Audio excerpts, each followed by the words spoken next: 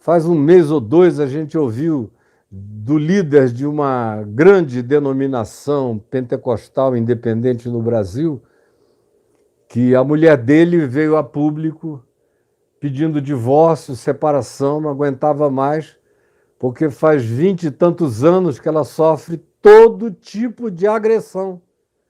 O cara chega lá, ele é só sorriso para a juventude dele, é só alegria, é só bênção, é só festivais.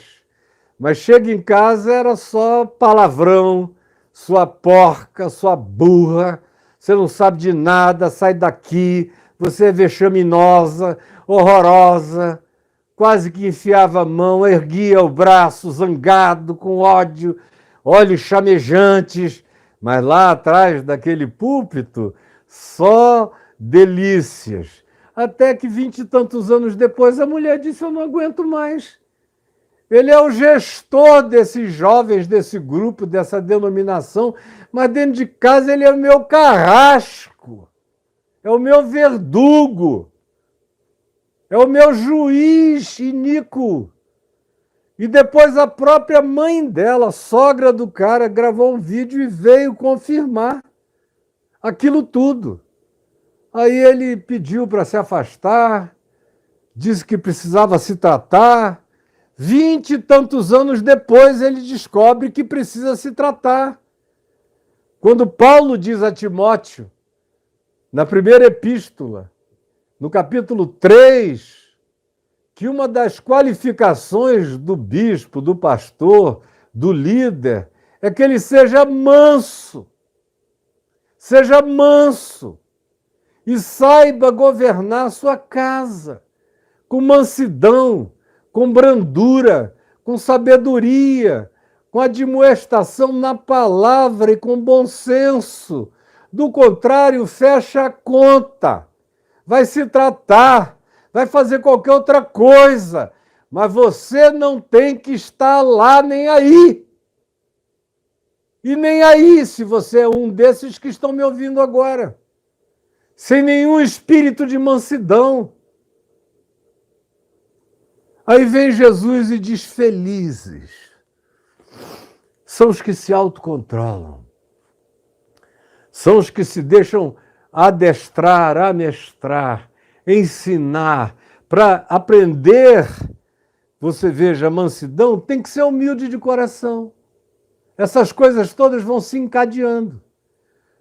O humilde de coração é o ensinável. Ninguém aprende mansidão se não for ensinável.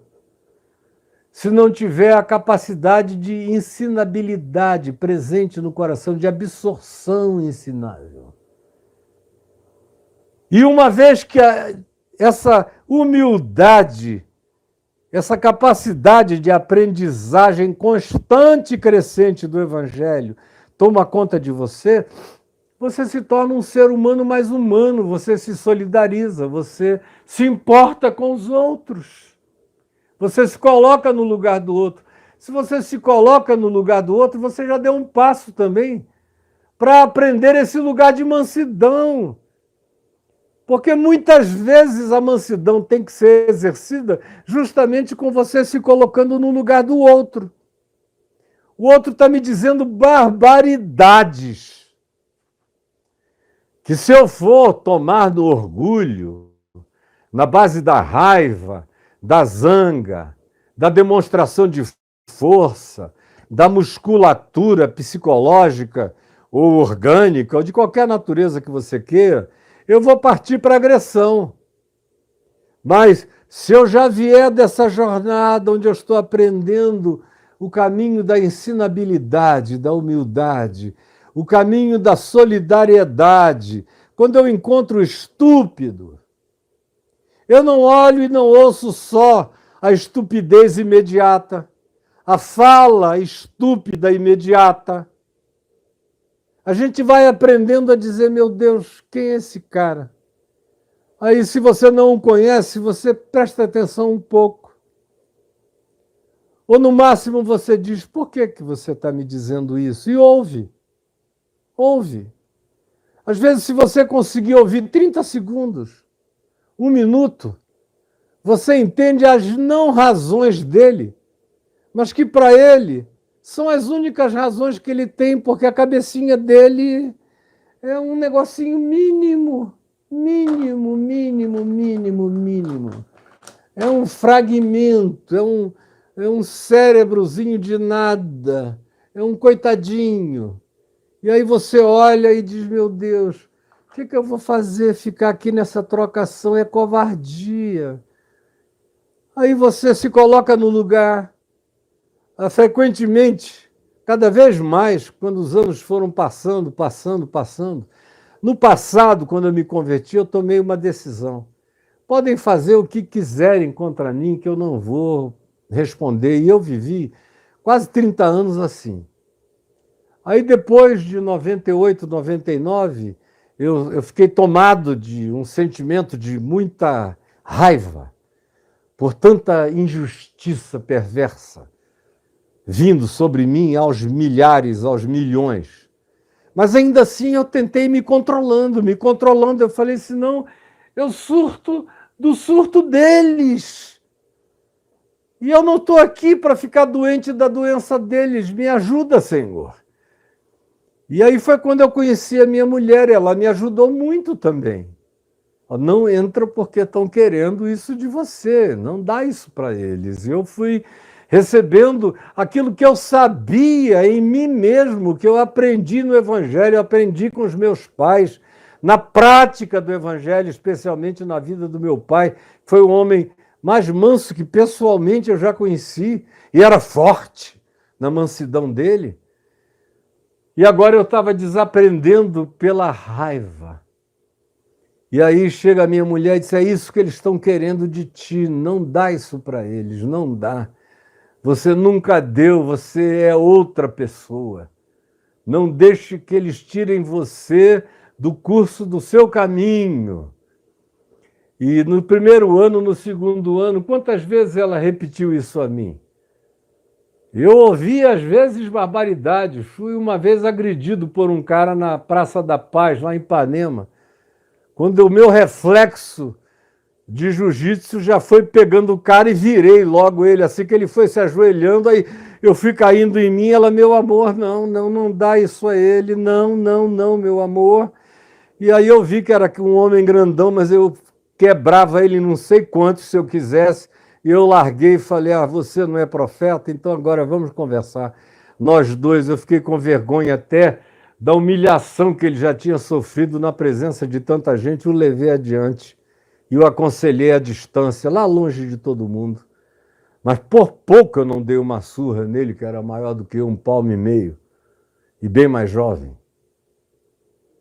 Porque é isso que sai da gente se a gente não se deixar educar no caminho da ensinabilidade, da humildade, que aprende de novo, recorrentemente, que nunca se sente formado.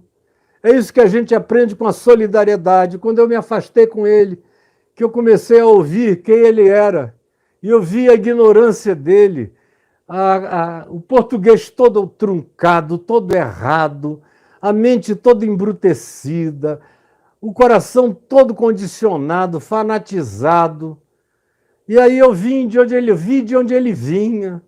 Era um cara que se agarrou ao fanatismo para não voltar para a marginalidade. Como eu já conheci milhares que se tornam fanáticos, porque se eles não se agarrarem ao fanatismo, eles não têm mais segurança. Então eles pensam que ou é ser fanático ou é voltar para a marginalidade. Então, como não querem voltar para a marginalidade, agarram-se à agressividade do fanatismo e saem ofendendo pessoas. Aí quando você olha melhor para elas, você tem compaixão. Você chora com a incapacidade delas de serem sensíveis, de serem humanas, de serem sutis, de serem sensatas. Mas isso é um caminho, é uma progressão, é um amestramento. Você vai virando um ser doméstico na casa de Deus, nas moradas de Deus. Você vai virando da família de Deus. Você vai se tornando um filho parecido com seu pai. Você vai aprendendo a dizer como Jesus: tudo aquilo que eu vejo meu pai fazer, isso mesmo eu faço. Ou tudo aquilo que eu ouvi do meu pai, isso vos tenho dado a conhecer.